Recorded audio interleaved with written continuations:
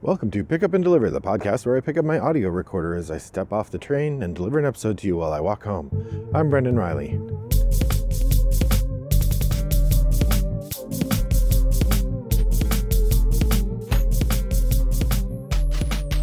Well, good afternoon, listeners. It's a lovely day here in suburban Chicago. The sun is setting. It's around 4 o'clock, and it's got a weird temperature today. It's colder than it has been the last few weeks. I'm wearing my stocking cap and I'm not wearing gloves, but my hands are a little chilly. But it is February, so that's the right temperature for that kind of day. But it feels like it should be warmer. Anyway, it's weird. Well, I thought I would talk to you today about some games I played for the first time. These are games from back in December still. I'm working through that list, getting caught up. That's what happens when you go 2 months without making an episode. I am working on my best of 2022 list, which is coming soon. I also am due to do a new top 50 list. I'm not sure when I'll get to that. It's been pretty busy lately, so finding time to do that has been tricky. But it has been more than 2 years since I made a top 50, and it's probably time to do it again. All right. So to start with, this is a Board Game Espresso triple shot. That's the sound of espresso. The Board Game Espresso Triple Shot is a short review episode where I give sort of first impressions of 3 games I played for the first time recently, and often one game I dusted off as well. So let's just jump right in. So the 3 games I'm going to talk about are all games that I played when I visited my friend Chris upon visiting Minnesota. Chris is a regular listener. Hi, Chris. When I was in Minnesota, I got a chance to go around his place and play some games with him and his friends. And these are the games we played, or 3 of them anyway. So first game I want to talk about is called Wyatt Earp. Wyatt Earp is a classic, and this game is apparently part of the Mystery Rummy oeuvre, but it isn't actually called Mystery Rummy something, which the other ones do have Mystery Rummy in the title. This one's called Wyatt Earp. Thematically, you are sheriffs in the Old West, and you're trying to catch outlaws who have been causing trouble. The game has a kind of Old West look and feel to it. It's played with kind of cards that look like standard poker cards. And then there are some images of Old Western fellas and ladies with wanted posters. And then, so what you're doing is you're playing down sort of rummy style sets of cards depicting the person that you're trying to arrest. And then the person who plays the most points for that one they're trying to arrest gets to take the card for them and get points. It's a hand management set collection style game, a little bit of ladder style work there, but a lot of it is sort of just balancing when you choose to put things out and where you're going to put them. This was a fun game. I can see it's the sort of game that's like a 20-minute filler with a lot of thought to it. If you were to play with a group that played it regularly, I bet it would be very fulfilling. On a first play, we're just kind of getting the hang of it. I had a good time, certainly, but some combination of the theme and the gameplay didn't spark a lot of inspiration for me to come back and pick it up again. I don't think I would probably buy it, although if I found it at like Goodwill, I would probably pick up a copy. But barring that, I don't think I would pick up Wyatt Earp for retail or even used game prices.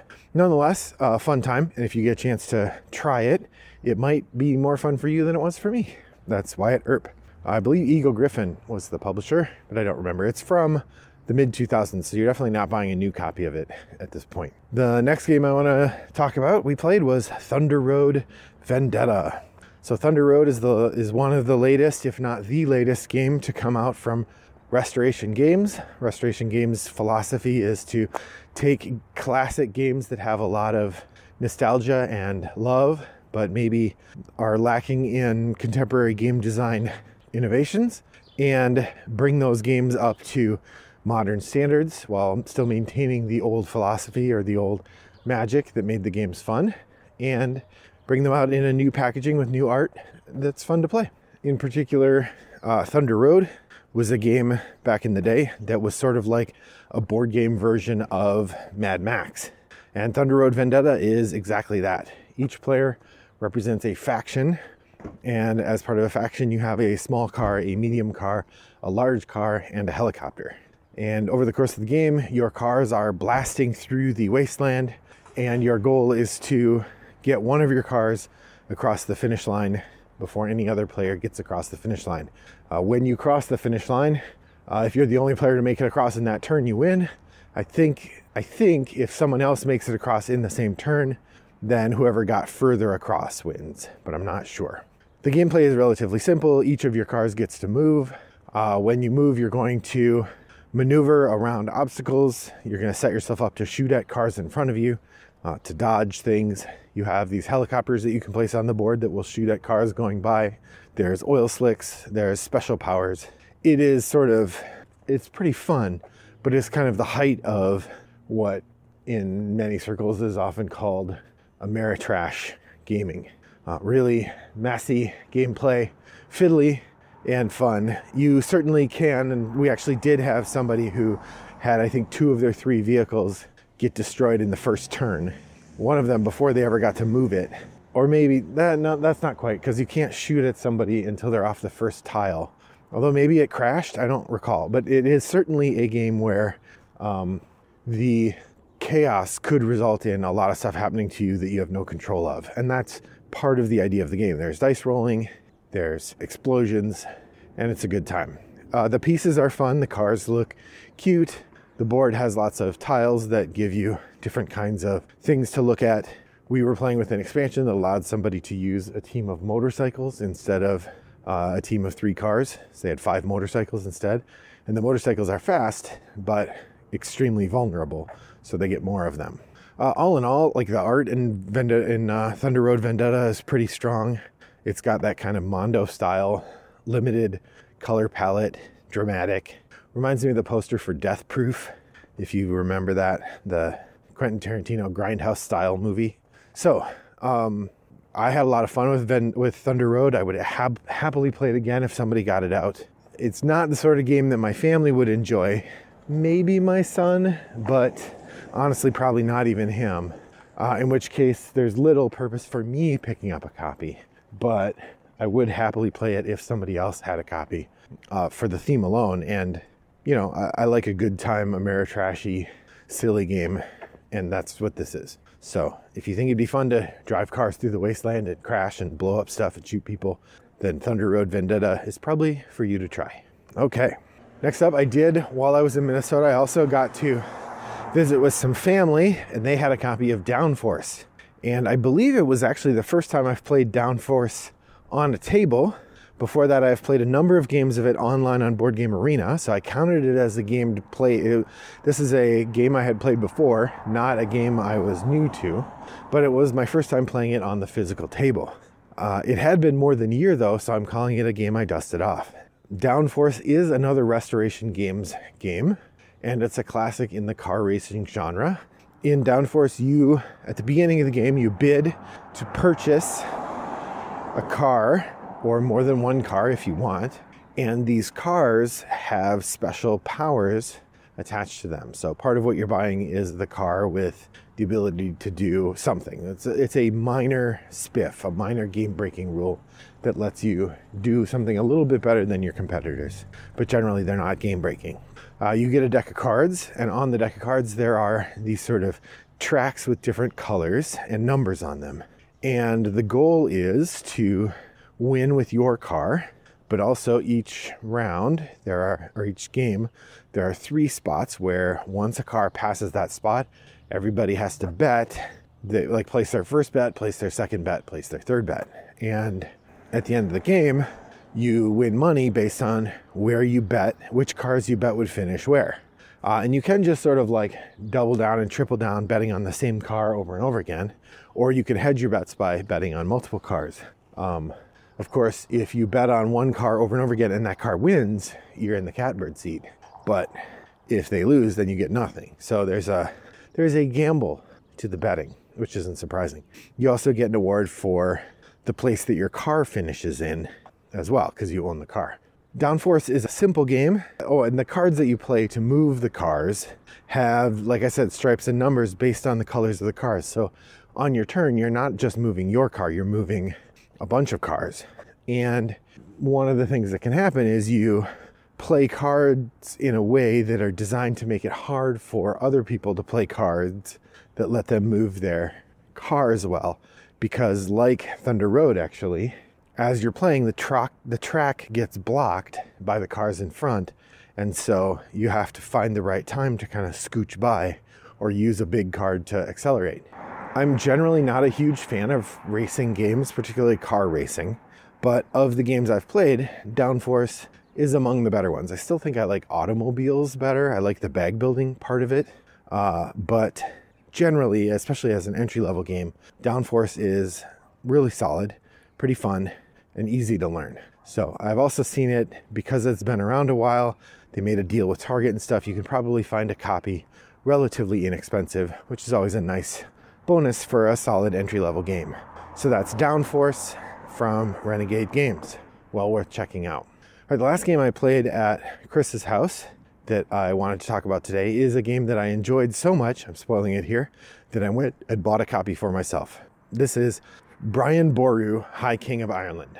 Now, on the face of it, this isn't a game that I thought I would like. One, while the box art is beautiful and the art on the cards is very nice, the game art on the board is extremely simple to the point of being reductively, like, not attractive because it's so reduced. Reminds me a little bit of the Age of Steam art from Ian O'Toole, which has incredibly simple, crisp graphic design, which is easy to read, but I think just looks too simple to be pleasurable aesthetically.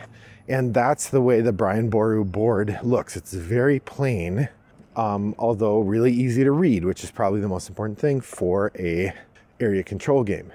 This is designed by Peter Sylvester, published by Osprey Games, and Brian Boru has a really compelling mix of mechanisms.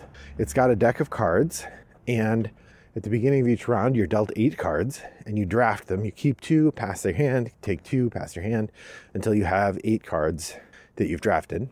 And then the game is played over a series of tricks, so it's a trick-taking game in which the winner of the trick gains control of one of the villages in Ireland.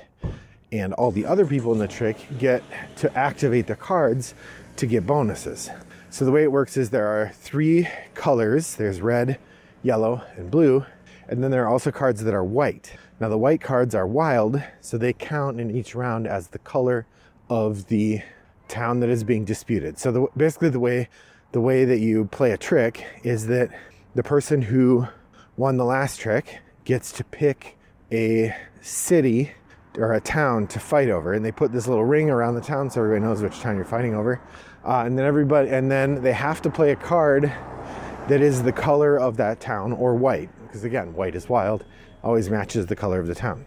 And then, having done that, then the other players all play, and they may play a card of the same color, or they may play a card of a different color. They may play a card of the same value, or of a lower value, or they could play higher. If they play a card of a higher value, and it's either the color of the city or white, then they win the trick. If they play a card of lower value, or a card of a different color, say it was a city that red, they play blue or yellow, then they lose the trick. Well, after the trick is resolved, the winner resolves the payment at the top of the card, which is often something negative, like something you have to spend. And the players who did not win the trick resolve one of the lines on the bottom of their card, which is almost always a benefit. So what happens is you are moderating when you want to win and which cards you choose to lose with, so that you can gain a benefit or not. And then it's an area control game. You're trying to control regions of Ireland, you're trying to marry one of the royal children, and so on. Brian Boru is really interesting. I liked it a lot. I'm looking forward to playing it again this month. I do have it on my shelf of opportunity, because when I buy a game that I have played before, I have to play it again in order to get it off my shelf. So I'm looking to do that this month. It was really fun, and I like it a lot. It's weird, but really good. That's Brian Boru, High King of Ireland from Osprey Games. Well, that marks the end of this podcast. Thanks for joining me on my walk today. I hope your next walk is as pleasant as mine was. Bye-bye.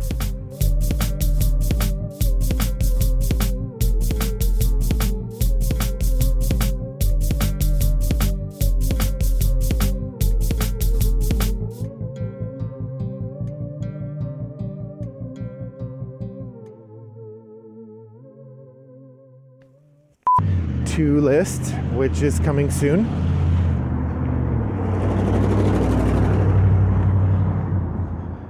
That guy needs a new muffler. All right. So the best of 2022 list is coming soon.